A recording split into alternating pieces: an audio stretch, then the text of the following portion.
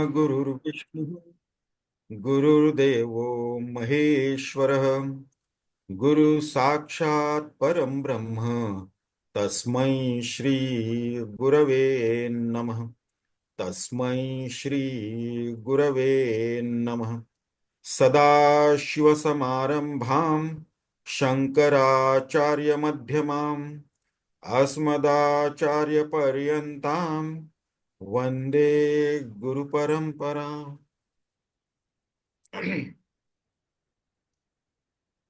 In our last session, we concluded our discussion on Bhakti Yoga. Bhagwan Sri Ramana Maharshi explained his Bhakti Yoga very beautifully. Pujanam japas chintanam kriya. A bhakta starts his journey with the duality of the devotee and the object of devotion, his favorite deity, Ishtadevata. The worship of the form, Rupa, of his favorite deity. He begins his journey with this duality between him and his Lord. The Rupa, the form he worships. And then he graduates to chanting the name of the Lord. Pujanam Japa, Japa Sadhana. When he is going through this puja and japa, there will, of course, be a jidnyasa, an eagerness to know more about his Ishtadevata, his favorite deity, his Lord. So what is the ideal behind the idol? What is the Swarupa, the essential nature? Then from puja and japa, he graduates towards the chintana, contemplation on the Swarupa behind the Rupa, the ideal behind the idol. And this contemplation eventually takes him to the non-dual reality. And according to Bhagavan Ramana Maharishi, that is the highest devotion. That is the highest bhakti. That is becoming one with the Ishtadevata, favorite deity, the Lord, ending in non-dual reality, the Bodha, Atma Bodha. That was Bhakti Yoga part. And then in our last session, after concluding first, we did the Karma Yoga. Then we discussed Bhakti Yoga in the 7 verses from 4th to 10th. And then we also began the third yoga, discussion on the third yoga, Dhyan Yoga, that is part of Ashtanga Yoga. And in the very first shloka, Bhagavan Ramana Maharshi says, Vayurodhanat liyate mana jala pakshivat rodha sadhana. So this Vayurodhanat liyate mana, there is a distinct link between the mind and the pranas. So as we have seen that whenever the mind is agitated or angry, then it reflects in our respiration also. The respiration becomes faster, deeper and faster. So there is some connection. Our pranas are subtler than the gross body, but grosser than the mind. It is in between the mind and the gross body. So in a way, to control the mind, we can control the pranas. Controlling the pranas is comparatively easier than controlling the mind. Because we have allowed the mind to wander recklessly everywhere for millions of lives. So now suddenly we want to control it. It will rebel. So now one way is that through the control of the pranas, to certain extent, we can control the mind. Now, in this shloka, Bhagwan Ramana Maharshi clearly says that though Vayurodhanat liyate mana, there is a manulaya, but Jala Pakshivat Rodha Sadhana. It is like the bird caught in a net. As soon as it is released from the net, it will go back to its flying. So similarly, as long as the practice of this pranayam is there, control of the breath is there, the mind is also under control. And as soon as the practice of pranayam is gone, stop it, then immediately the mind will revert to its old ways. So though for the beginners, this is a very good technique to follow to gain some control over the mind. This is very important because having no control, better to have some control, even if it is temporary, it doesn't matter to begin with. So therefore, in this very first sloka of Dhyana Yoga, he talks about this pranayam practice. Now, this is part of Ashtanga Yoga. We have seen the Bahiranga Sadhana and Antaranga Sadhana of Ashtanga Yoga. And Bhagwan Ramana Maharshi specifically speaks about this prana vikshana. Prana vikshana is nothing but observation of the breath, the pranas. That is exactly what is done in the Vipassana practice, the Buddhist practice of Vipassana, where only the prana, the flow of breath is observed. And in no way we try to control the flow of breath. Whatever the rate of breathing is there, so we simply observe it as a witness. That's all.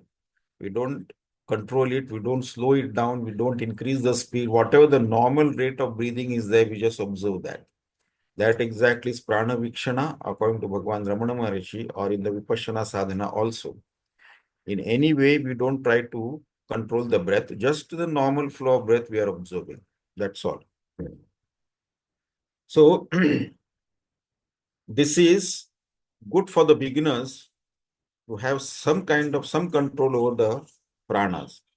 But then, as Bhagavan says, it is only temporary, because the moment the pranayam practice is stopped, immediately the mind will revert to its old ways. So therefore, though it is temporary, we can practice it to gain some kind of control, because pranayam is also good to make the mind single pointed, to quieten the mind to a certain extent, because a single pointed mind, a quiet mind, a concentrated mind is required for the contemplation of the higher reality.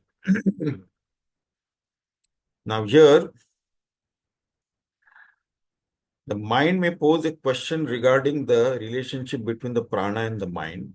And Bhagwan Ramana Maharshi answers in the second verse of this Dhyana Yoga, verse Shlok 12. चित्तवायवश्चित्क्रियायुता शाखयोर्द्वयी शक्तिमूलका चित्तवायवश चित्क्रियायुता शाखयोः द्वयी शक्तिमूलका. So now, chitta and vaya. Vaya is vayu, chitta is mind. And chit and kriya. So now, kriya is the activating force or energizing force. So here we have to understand chitta, and in the second word it is chit is there. The difference between chitta and chit. Chitta is the mind and chit is consciousness. Awareness, consciousness, chit. And of course, kriya is the force, the activizing force or energy and so on. So through consciousness, and the mind and the pranas can be controlled through consciousness and activizing force. Shakhayoho dvayi shakti mulaka. These are the two branches of the same tree. That is the Lord, or the pure consciousness, pure energy. So that is one cause for both. the energy as well as the enlivening force. Now here, the relationship between the mind and the prana is being spoken about. In prana, there is Kriya Shakti.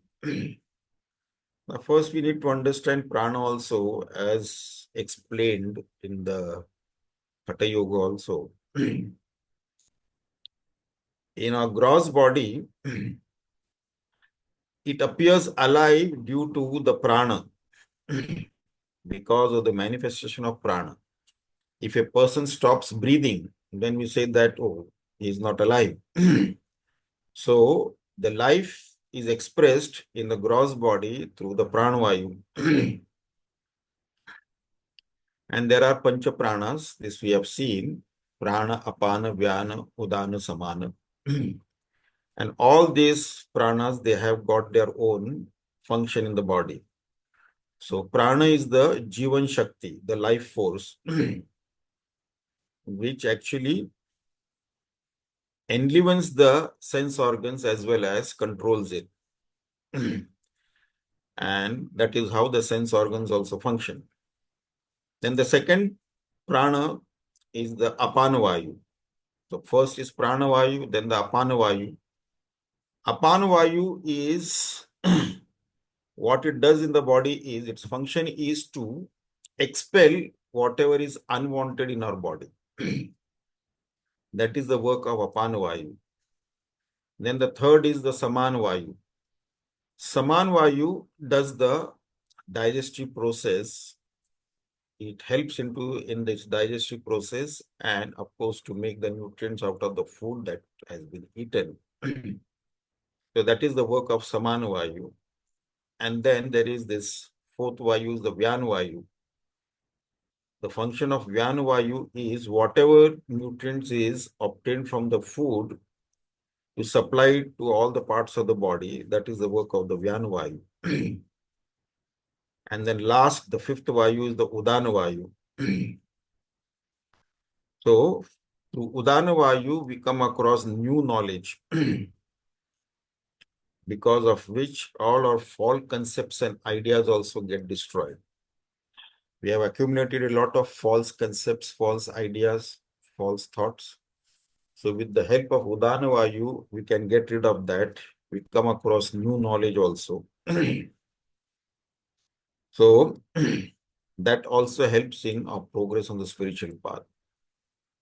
Udanavayu is also said to help in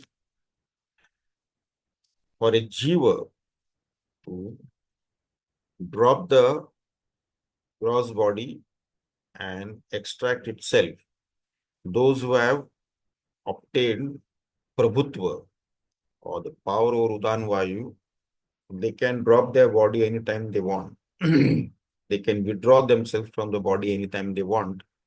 That is how in certain sampradaya, when the body is not cooperating for the sadhana anymore, and if the seeker finds out that there is an appropriate body ready, then he will withdraw to this power of Udanavayu from this body and manifest itself and enter to the other body which is ready, which will be good for his sadhana. So, for that purpose also this Udanavayu is used. Now, mind is of course Jnana Shakti. Prana is the Kriya Shakti and mind is the Jnana Shakti. Indriyas, of course, the sense organs perceives the object in the external world, but the mind goes and gets the knowledge of those objects. So sense organs have got its own limitation. It will only perceive the object, whereas the mind will acquire the knowledge, understand the object, and so on. So this Kriya Shakti and Jnana Shakti, these two powers at the root is Ishwar alone. The Lord alone is at the root of both the Shakti, both the powers. Therefore, this mind and the prana have got a connection, has a relationship. Though one functions on the Jnana Shakti, other functions on the Kriya Shakti, but at the root is Ishwar alone. So that is the connection between the two. So, as we have seen, the emotions in the mind can affect the respiratory rate also. Calming down of respiration can affect the condition of the mind also. So both are connected. Therefore, with the help of pranayam also, we can to a certain extent control the mind. Now, after saying this restraint of the pranas helps a seeker achieve the absorption of the mind. But not its annihilation. Only laya, but not destruction. So its annihilation is important. The difference between a mind in absorption and a destroyed mind, now Bhagavan Ramana Maharshi explains in the 13th verse. Laya vinashane ubhayarodhane laya gatam puna bhavati no mrutam. Laya vinashane ubhayarodhane laya gatam punah bhavati no mrutam. Laya and vinasha, absorption and destruction, both control. So, both can be used to restrain, both control, both restrain. Laya gatam punah, but the absorbed mind will become active again. Bhavati no mrutam, but not a dead mind. So, absorbed mind and a dead mind. Now, we'll have to understand this very clearly, because suddenly we may get a feeling that if our mind is destroyed, if the mind is dead, how will we acquire knowledge? How will we understand things? How will we have the memory of our experiences? How will we deal with the external world? So we have to understand what exactly is meant here by destruction of the mind.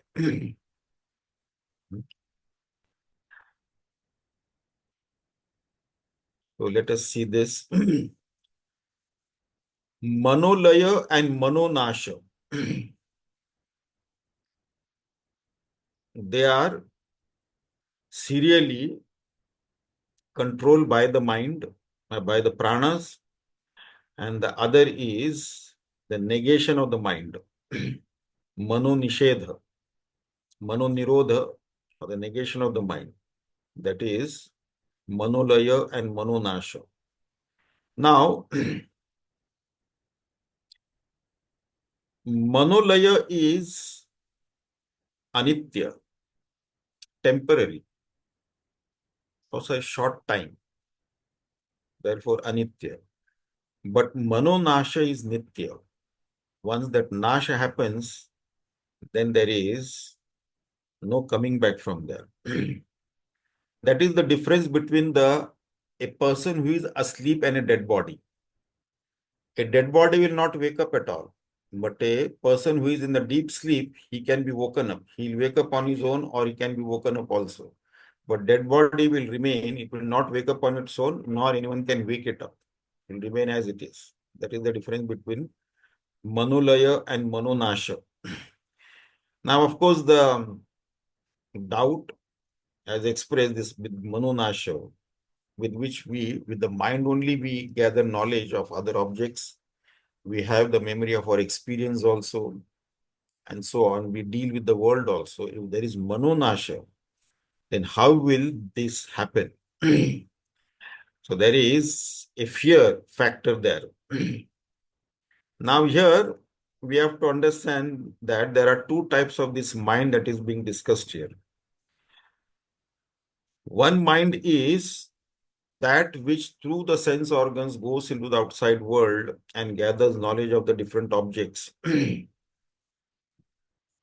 understands them, has the memory of experiences, and does the dealings with the world, vyavahara, etc. So that is one mind.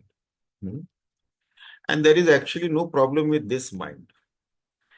Then the second one is what? Having obtained the knowledge of the objects of this world, then what happens is that in the mind, then there are multiple sankalpa vikalpa, thoughts regarding the knowledge that was obtained of the outside world, outside object. Then about its qualities, about this and that, and then likes and dislikes, and certain things we like, certain things we don't like. And then the vasanas also come alive, they become active. And then with these thoughts, with these things going on in the mind, that will also give us sukha and dukkha because of these vishayas, raga, dvesha, attachment. We will develop attachment also. That is also the modification of the mind. And attachment is the cause of bondage. And any kind of bondage is the cause of misery, sorrow, and pain. So this sukhi dukhi, mind becomes sukhi dukhi. We get the object of our desire, we are happy. If we don't get it, we are miserable. If we get object of the objects that we dislike, then of course we become miserable again. So this is the problem. So manonasha, this is the second type of mind that is to be destroyed. So that which gives us trouble, so that has to be destroyed. Not the one which helps us in dealing with the world, and that is fine. But the mind that gives us trouble. So with the sankalpa, vikalpa, likes and dislikes, attachments and things like that. So that is what is the problem. So when with Viveka Buddhi, we contemplate, reflect on that, and then we realize that actually Vishaya Vastu, the objects of this world, they have no sukha at all. Their swarupa is not sukha. Only the self is Atma, the self is the sukha swarupa. So, because man, because of his own ignorance of his own swarupa, ignorance of his own swarupa, he suffers in life.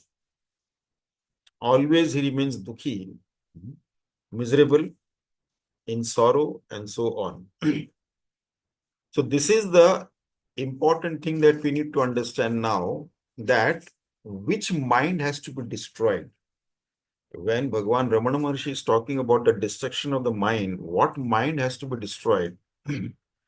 Because this is not a good thing. If the mind is destroyed, how will we live in this world? How will we deal with the world? So by pranayam, the mind gets absorbed, no doubt. But by mind alone, mind can be destroyed. Because, of course, the absorbed mind reverts to its original state, natural state or original state.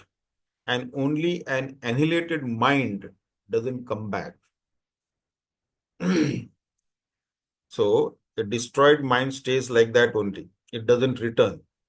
So here, what is the destruction of the mind? The destruction of the mind is the knowledge of the self. Destruction of the ignorance of the self is the destruction of the mind. So that mind which causes suffering is destroyed with the knowledge of the self. So destruction of the ignorance of the self, with that knowledge, the mind that disturbs us, that agitates us, that makes us miserable, that is destroyed. And not the one which helps us to deal with the world, ignorance of the self. So this is important. So mind is of two types. One is positive, the other is negative. So we have to destroy this negative mind. And negative mind can be destroyed with the help of this knowledge of the self. Positive mind is the one which perceives, which is the working mind, which deals with the world outside. Negative mind is the one which keeps thinking and brooding and lamenting and regretting and so on. So this mind has to be destroyed. Destruction of this negative mind is the nasha, is the destruction of ignorance. That is what Ramana Maharshi speaks about. Then the former is needed, of course, to transact with this world. So when here Bhagavan talks about layagatam puna bhavati no mritam. So the mind which has gone in laya, In absorption, it will again become active, but the mind that has been destroyed, annihilated. So that will not come back. So now we have to understand which mind Bhagwan Ramana Maharshi is talking about the destruction, and what exactly he means by destruction of the mind. Destruction of the mind means nothing but destruction of the ignorance of our own self, own real self, the Swarupa. So this has to be very clear here, because otherwise there will be a misunderstanding. Now here you see, when we go to sleep and we have a dream, and if the dream was not good, we had a bad dream. Of course, once we wake up, then no more we are affected by that bad dream. Then we say that, oh, that was just a dream, it was an illusion. That's it. But there is no guarantee that once we go to sleep again, we will not have another bad dream. There is no guarantee. So it is like a layer. Mind has gone in layer and again becomes active. Now, Manonasha is like milk being converted into curds. So the milk is there, we put a little bit of curd, curdle it. And once it has become curd, it cannot revert back to becoming milk. There is no reverse, there is no return to becoming milk again. It will remain curd. So this is what Manonasha is all about. So it is the destruction of this negative mind, destruction of the ignorance of our own self. That is Manonasha. Once that is done, then it doesn't matter where we are, in what situation we are, whether circumstances are favorable to us or unfavorable to us, conducive to us or non-conducive to us, that will not affect the bliss of our own self.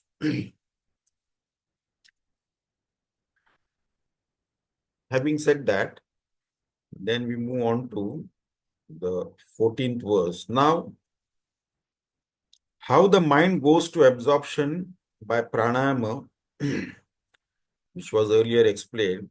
Now it is said how the mind gets destroyed by yoga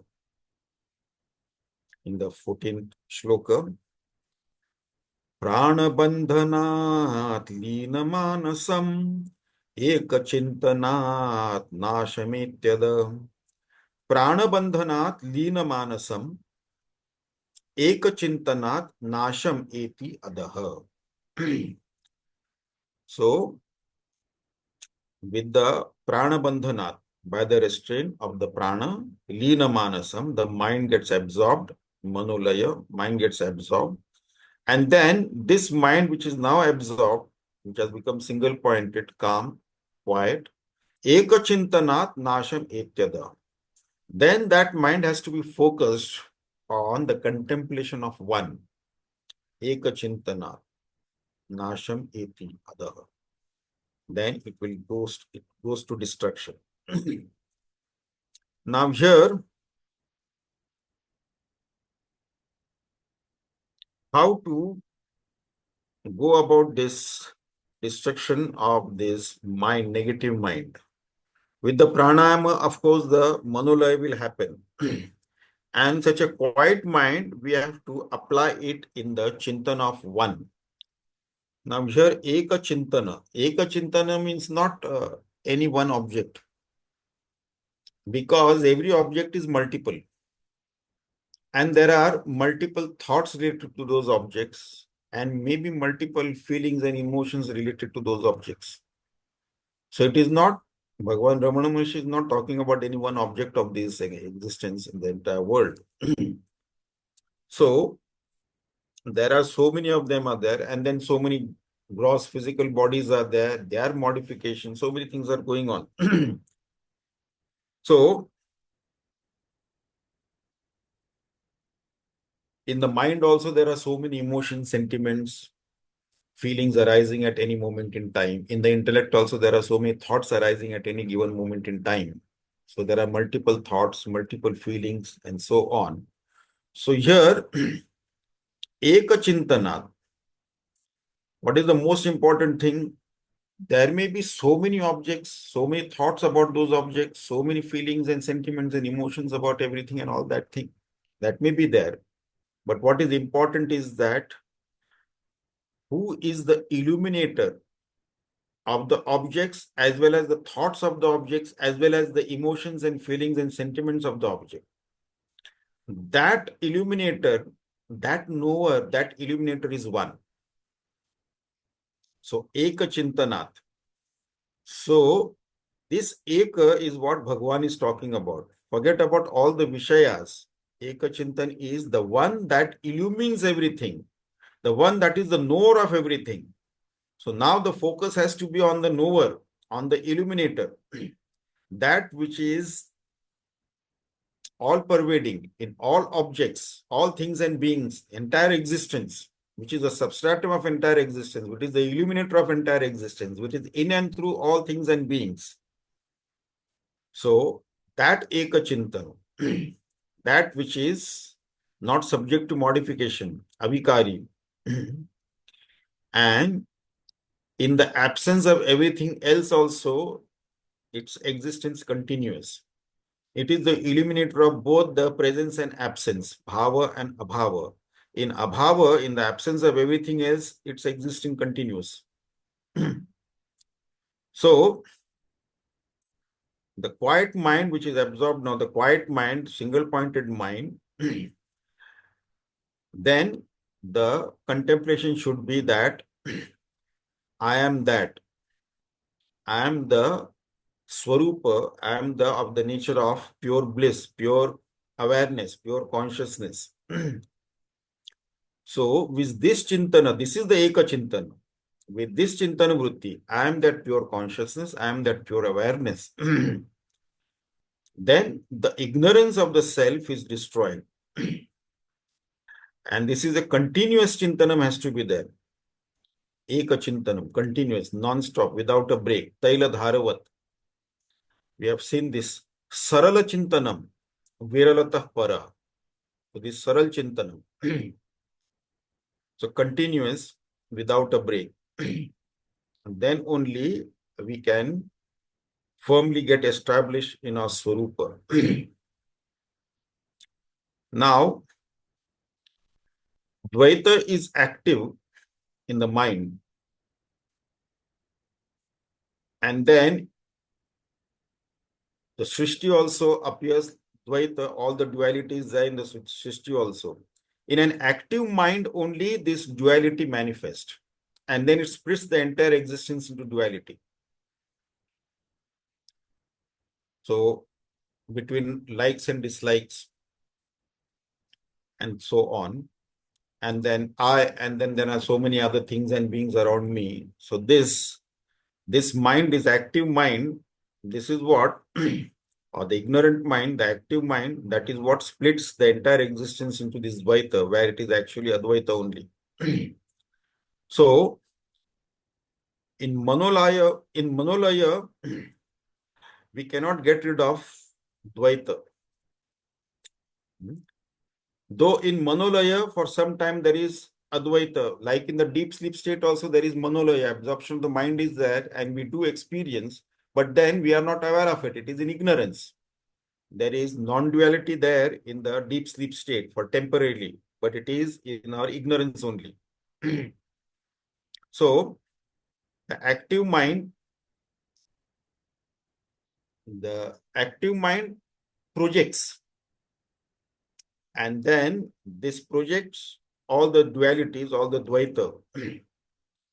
And then that is the cause of all our sorrow as in miseries and agitation and so on. So therefore, this is what has to be destroyed. Now here, prana bandhanat lina manasam, eka chintanat. So continuous contemplation on that one supreme reality. That will get rid of everything. So this is an important factor here, eka chintana. So the first thing is that our mind is overactive. Chanchala, extremely chanchala, extremely active, and that is causing all the problem all the while. So now, with the constant awareness of the common all-pervasive entity, like if you are watching a movie, irrespective of what the movie is all about, if it is all violence or tragedy or action, comedy or whatever it is, but if our full focus is on the cinema screen on which the movie is being projected, then what is projected on the the cinema screen doesn't affect us.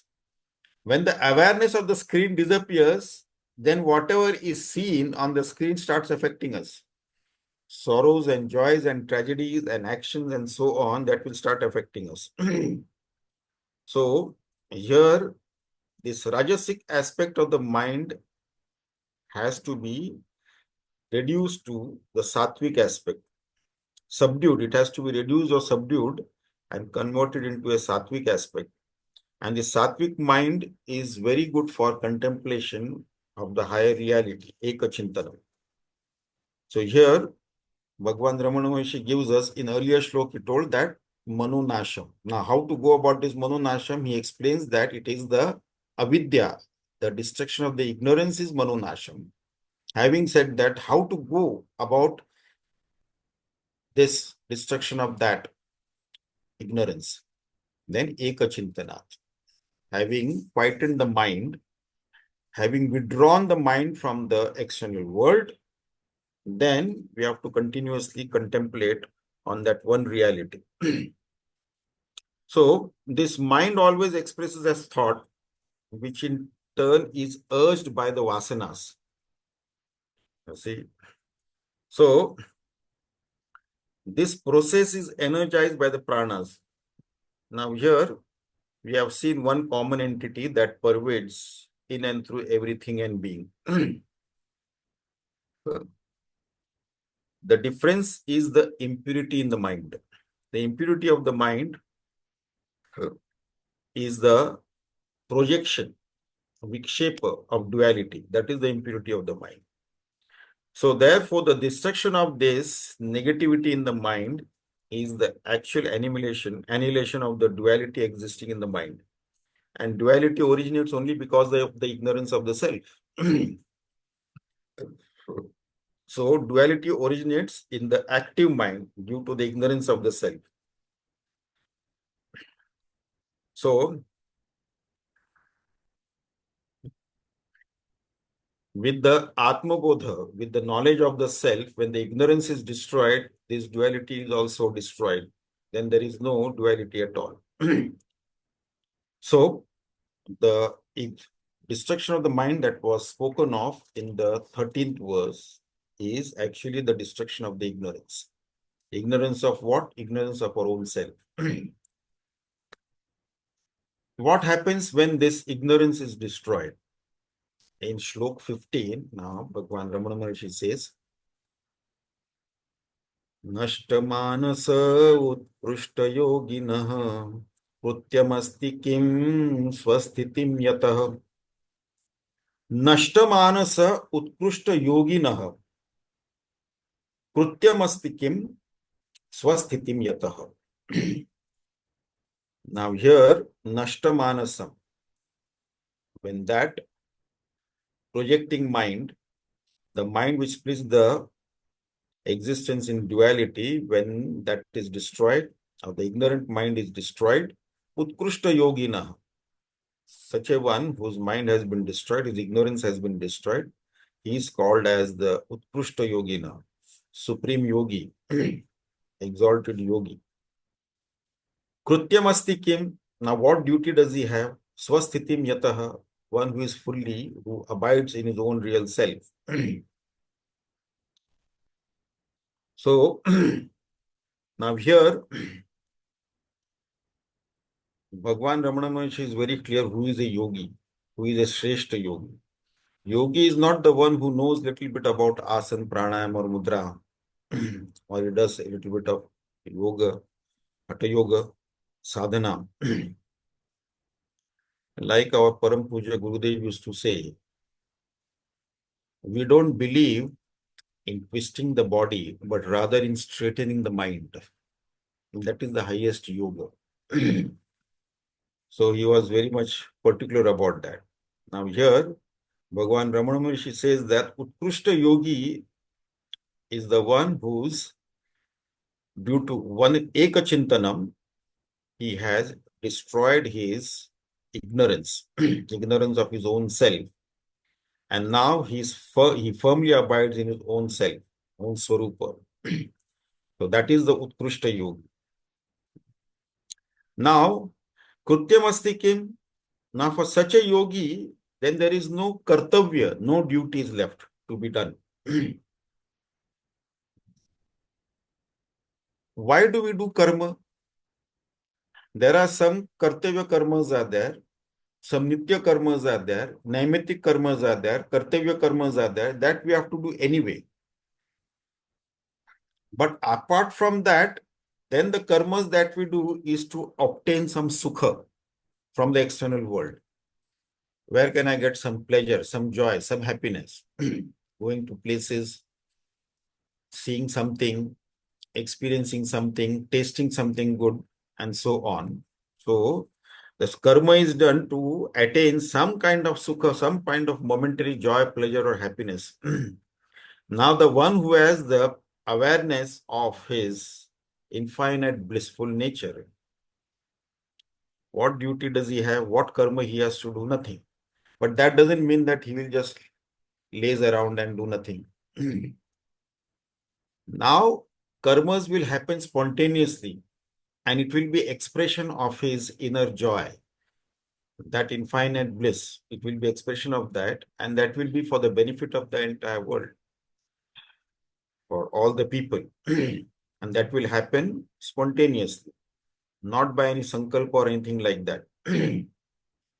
So that is the expression of his own swarupa, Atmananda, that is infinite blissful self. So he is the adhikari whose ignorance has been destroyed. Now, ignorance destroyed means there is no ego also. When there is no ego, there is no karta bhokta bhava also. So he is free from that karta bhokta bhava. There is no karta bhokta bhava now. There is no ego. And ego is the one which causes all the problem. And when we inquire about the ego, then it appears in its own absence. It is actually not there when we inquire. Similarly, it is also regarding this, the quality of the mind also. Now, having said this, move on to the last sloka of this Dhyana Yoga, 16th verse. Now, this verse, of course, shows the contemplation and summarizes the topic of this Ashtanga Yoga, 16th verse. Drishyavaritam chitmanatmanam Drishyavaritam chittamatmanam atmanaham chitvadarshanam tatvadarshanam Drishyavaritam chittam atmanah chitvadarshanam tatvadarshanam. Drishyavaritam, that is the withdrawal of the mind from the external world. Chittam atmanah, and then chittam atmanah, that is this mind of its own withdraws from the external world. Chitva darshanam, tatva darshanam, then has the vision of the chit, the pure awareness, and that itself is tattva darshanam, the vision of the reality. Now here, when first thing what happens is that the mind has to be withdrawn from the external world. Mind by nature is extrovert. So it has to withdraw from the external world.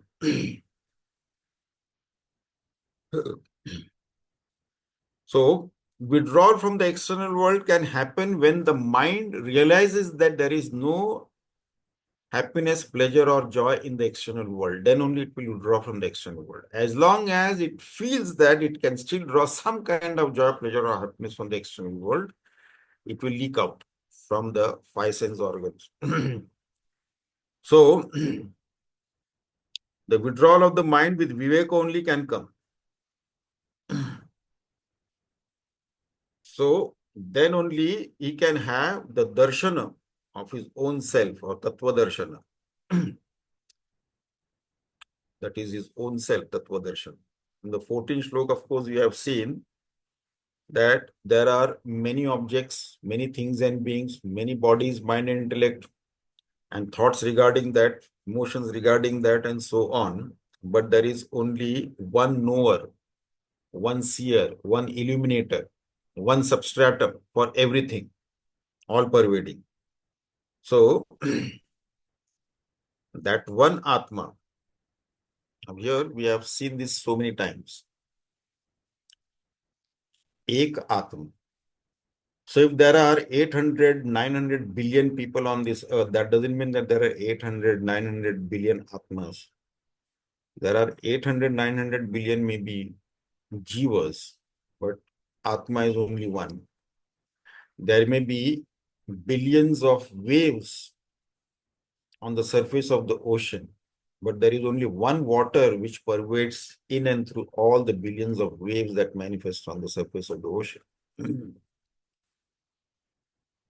So, let there be so many objects around and their thoughts, they keep on changing, but the seer, the knower, the illuminator remains one without any transformation, without any change, remains the same, one alone.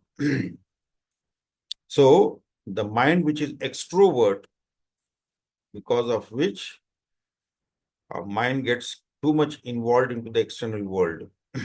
Being an extrovert mind, it will go about wandering into the objects of this world.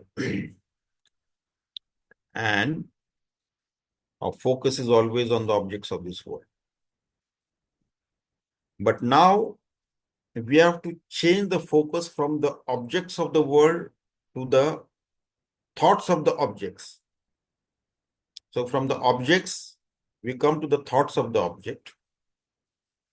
And then we turn our focus from objects to the thoughts of the object, and then to the knower of the thoughts, to the illuminator of the thoughts. So slowly we are withdrawing our mind from the objects towards the thought of the object and towards the illuminator of the thoughts of the object. That is coming, going within and within, inner and inner self. So that is the sadhana. So because of the nature of the mind, we keep on going on, wandering into the external world, but we never think about who is the illuminator of the object, who is the illuminator of the thoughts of the object. We never think about that. So this is the sadhana. So focus should be shifted from the objects of the world to the thoughts of the object, and from the thoughts of the object to the illuminator of the object.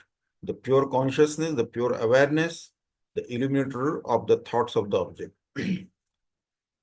So slowly the withdrawal and the inner journey begins. And that is where Atma Bodh happens, Tattva Darshan happens. Now here, one important thing we have to understand is that when it is said that Darshanam means vision. Now vision, immediately what we think of is that, okay, I am here and I am seeing something with my eyes. Here this darshanam has got a different connotation. Darshanam is actually the awareness of it, the knowledge of that. It is not that we are having darshan of something, an object or something like that. No, it is not like that. It has got a different meaning and connotation. Otherwise, because darshana means I am the seer and I am seeing something, again the Dvaita will be there. Then that is not the ultimate. So therefore, this darshan, the word darshan has not to be mistaken with seeing something. When we translate it into English as vision, Even our Shastras are called as Darshan Shastras. So that which gives us the inner vision. So that doesn't literally mean that something that we can be seen with our eyes or something like that. No. So we have to be very clear about this thing. Otherwise, there will be a misunderstanding. Okay, I'll get to see something. No, not seeing anything with the eyes, but to the wisdom, eye of the wisdom. Now, having said that, so that concluded the third path, that is the Ashtanga Yoga. Now, from the verse 17 onwards, we begin the path of knowledge, Jnana Yoga. Now, of course, this path of knowledge is the path of inquiry. This is an important path, and this is very attractive for those who think themselves to be intelligent. For the intellectuals, this is very attractive, path of knowledge, path of inquiry. So we actually do not know, we don't think about the substratum of this entire existence. We never think about it. And of course, what happens is that a problem is there. We do not give much thought to the nature of the problem. This is what it is. This is very important to understand. If a problem is there, we do not give much attention to whether the problem actually exists or not. If it exists, what is the nature of the problem? We do not pay attention to that at all. We start finding a solution, and we may come across a solution, no doubt. And then, but that solution may not last. The problem may recur again. It may come again. So, but then what happens is that, like, everybody wants mental peace. Nobody wants a disturbed mind. Nobody wants an agitated mind. Nobody wants a mind that is not at peace. So mental agitations are there, disturbances are there. Nobody wants that. Everybody wants mental peace. I want peace of mind. Okay. So peace of mind we want. And then we go on looking for solutions. How can I get peace of mind? Now here, what is the important thing is that then we do this pranayam sadhana, japa sadhana. For some time we are quiet, the mind is at peace. And after pranayam sadhana is over, japa sadhana is over, it will still linger on. And then, of course, the reality dawns and things come. And even if you don't want to, others will remind us of things like that. And then we are back to square one. Oh, I am having so many problems and this and that. So this temporary thing. But life has got so many difficulties and it will always confront us. We cannot have a complete remedy for all that. Now here in Jnana Yoga, focus is not on the solution, but focus is on the problem itself, to understand whether the problem really exists or not.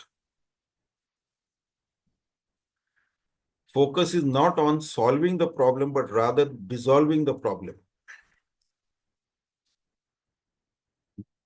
So therefore, first is we have to understand what the problem is and understand its nature also, whether it really is a problem or not, and not in a hurry to find a quick fixes. Generally, there are problems.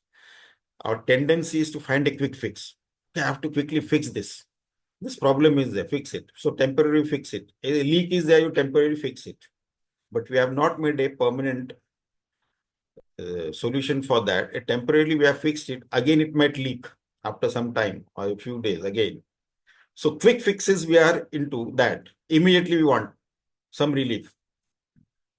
So Jnana Yoga is the path of inquiry. And here, with the quiet mind, with a single pointed mind, we have to actually get to the root of the problem, whether such a problem actually exists or not, or just we are looking for solution, imagining a problem and then looking for a solution. So, with that is what Jnana Yoga teaches, the path of inquiry teaches, how to get to the root of the problem. Or most of our problems are only imaginations of the mind. And there is actually, it doesn't exist at all. It is not in real existence. So, if the problems are imagination only, imaginary problems are there, then there is no need of any solution for that. So we have to straight away attack on the nature of the problem and then dissolve the problem itself. Jnana Yoga, the specialty of this Jnana Yoga is attacking the nature of the problem itself, not going for temporary solutions like that. Without eliminating the root cause, the effect will never go.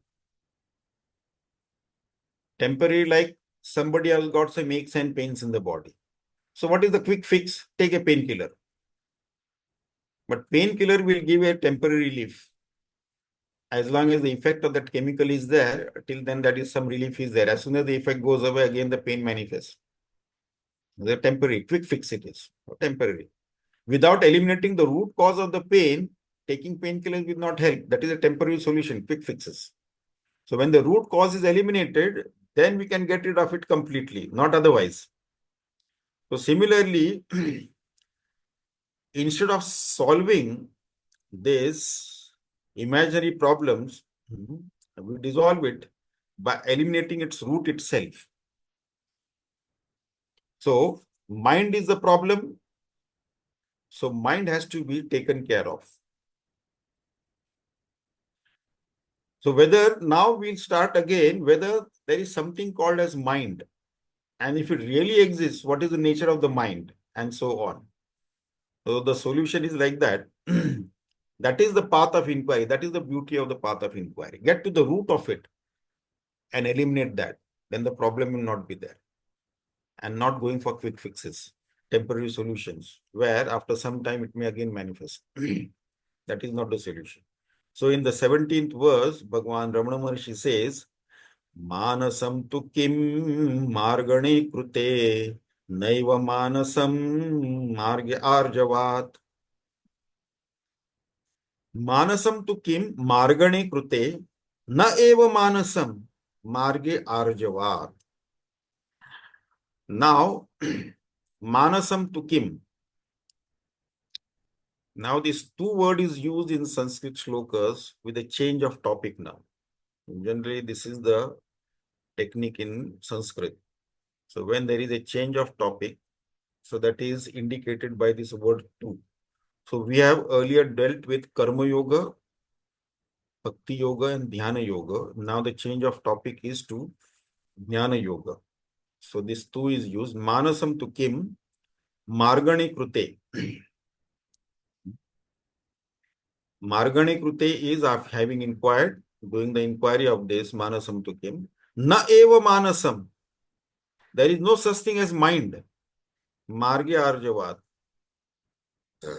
In this path, there is arjavat. Arjavat, there is directness. There is no crookedness in that. Marge arjavat. Directness in this path. So once we inquire into what this mind is, then suddenly there is no mind. So more on this we will discuss in our next session. So if anybody has got any questions, may ask.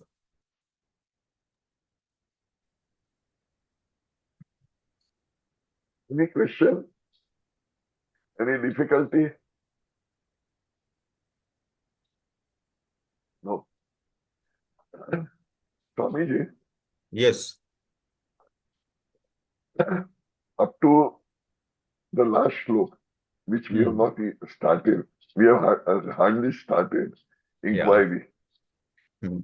Just the meaning, word meaning we have taken now. Yeah. Swamiji, I find it very little difficult from beginning meaning 12 to up to the 16th or 17th. Uh-huh. Now, what it says, the contemplation of that one reality. Mm-hmm. I understand that contemplation Hmm. involves some kind of a thought, Mm-hmm. whereas contemplation of that one reality Hmm. is done with the elimination of even a single thought. Hmm. I really find, what is the difference? I don't know. Because contemplation of that one reality, Hmm. that is my own self. Hmm. There are no thoughts. It's a Yes. Swarupa, and in Swarupa there are no thoughts. Hmm. So how can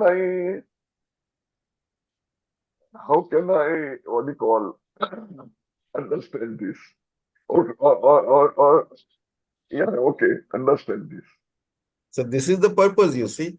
Now, when we withdraw the mind from the external object Hmm, and then change the focus from the object to the thoughts of the object, hmm, and then from thoughts of the object to the illuminator of the thought of the object. hmm. When we come to the illuminator, there is nothing. Yes. So contemplation stops there, isn't it, Swamiji? So there is nothing. Hmm, That which illumines the thoughts, when you come to the illuminator, there is nothing left then. hmm. Withdrawn from the objects, withdrawn from the thoughts of the object, then what is left? Myself, my true self. Then only self is left. The illuminator is the self alone, nothing else. So there is no thought again there. So that means that stay there as Stay there beyond the objects and the thoughts of the objects. then Swamiji, if we extend that Hmm. to Tattvamasi, Hmm. so that illuminator is the illuminator of entire creation, or what Hmm. we mean by Tat. Tat and Tvam. Uh, Hmm. That is the substratum and the illuminator. And between the substratum and the illuminator, everything is an illusion. There is no reality to that.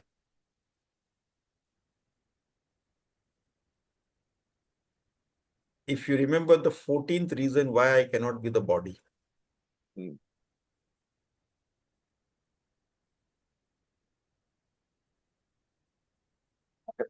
I don't know. I don't remember the. What You'll have to revise. I know only 4 to 5. First 4 to 5. Mhm. So this contemplation, of course, we'll revise it. So Hmm, this is what it is. Substratum of everything, illuminator of everything. We have seen that in the dream world, the substratum of the dream world is the pure consciousness. hmm, The illuminator of the dream world is also pure consciousness, and the hmm, dream world is an illusion. hmm, Wherever the substratum and the illuminator are the same, then that entity is an illusion. There is no reality to that.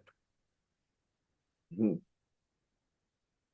So, withdrawal of the mind from the object to the thoughts of the object, and then to the illuminator of the thoughts of the object. The substratum as well as the illuminator, they are one, and in between anything is there, it has got no existence. It is an illusion. There is no reality to that. Once we are withdrawn from that, then where we are, illuminator and the substratum, they are one, and then where we are, there is no thought, nothing. Then we are in our own Swarupa. Because Bhagavan Ramana Maharshi's text is this Upadesha Saara, where will he take us? ultimate. He will take us directly to the self in between. Hmm. But Swamiji, Hmm. it's a very tall. I mean, what happens that you get awakened, Hmm. isn't it? If you stay there, you stay there permanently. Hmm. That's an awakened state. what will disturb that state is only our vasanas, Hmm. is, isn't it? What will disturb our sleep is our vasana will awaken us from the sleep. Hmm, Our prarabdha will wake us up from the sleep. hmm, But as far as the realized master is concerned, hmm, he has got no duties left. And whatever the prarabdha, he doesn't have any prarabdha, no sanchit karma, no agami karma, no prarabdha karma. Because once the ego is dissolved, whose prarabdha is there? Prarabdha doesn't belong to the inert insentient body, nor it belongs to the pure consciousness, pure awareness. So whose is the prarabdha? Prarabdha is the so-called jiva bhava, which manifests because of the ego. Once the ego is dissolved, even that jiva bhava is not there. So who is this prarabdha? Nobody's. hmm, So then he abides in his own self, and things will happen through his body, mind, intellect, equipment, through his speech, hmm, spontaneously. That will happen as we have seen, Utkrishta Yoginaha. hmm. So So, Swamiji, yes. thousands and thousands of pranams to Ramana Maharshi, Hmm. that in just 16 shloka, Hmm. from where he has taken to where, and Hmm. and it's a matter of imagination that after Hmm. the completion of 30 sloks, where he'll put us. That is why it is called as Sara, Upadesha Saara, essence of all the Upadesha. Hmm. So, Anyway, thank you very much, Swamiji. Thank you. so shall we conclude now? Yes, Swamiji, I think. Om Purnamada Purnamidam Purnat Purnamudachyate Purnasya Purnamadaya Purnameva Vashishyate. Om Shanti Shanti Shanti. Harihi Om Shri Gurubhyo Namah. Harihi Om.